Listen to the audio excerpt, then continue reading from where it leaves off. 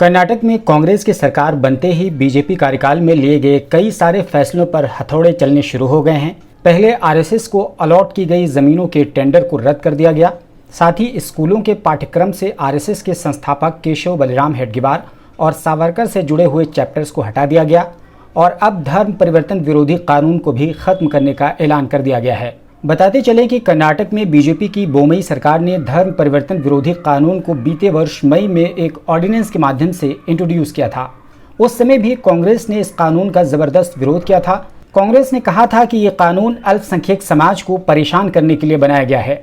इसके अलावा लगभग एक हफ्ता पहले ही कर्नाटक कांग्रेस की एकमात्र मुस्लिम महिला विधायक कनीज फातिमा ने कहा था कि कांग्रेस जल्द ही शिक्षा संस्थानों में हिजाब बैन भी हटा देगी। कनीज फातिमा ने कहा था कि वो लड़कियां वापस आकर अपनी परीक्षा दे सकेंगी जिन्होंने हिजाब बैन के चलते परीक्षा छोड़ दी थी।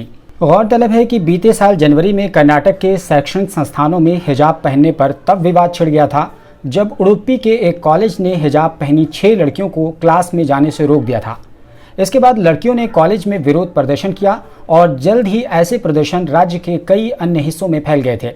कर्नाटक सरकार ने इसके बाद शैक्षणिक संस्थानों में हिजाब पहनने पर पाबंदी लगा दी थी। सरकार के फैसले को छात्राओं ने कर्नाटक हाईकोर्ट में चुनौती दी, लेकिन कोर्ट ने प्रतिबंध को बरकरार रखा था, जिसके बाद छात्राओं ने सुप्रीम कोर्ट का दरवाजा खटखटाया और अब तक मामला सुप्रीम कोर्ट में विचाराधीन है। आपको बता दें कि कांग्रेस नेता और डिप्टी सीएम डीके शिवकुमार ने चुनाव प्रचार के दौरान ही कह दिया था कि सत्ता में आने के बाद बीजेपी की सांप्रदायिक नीतियों को खत्म कर दिया जाएगा।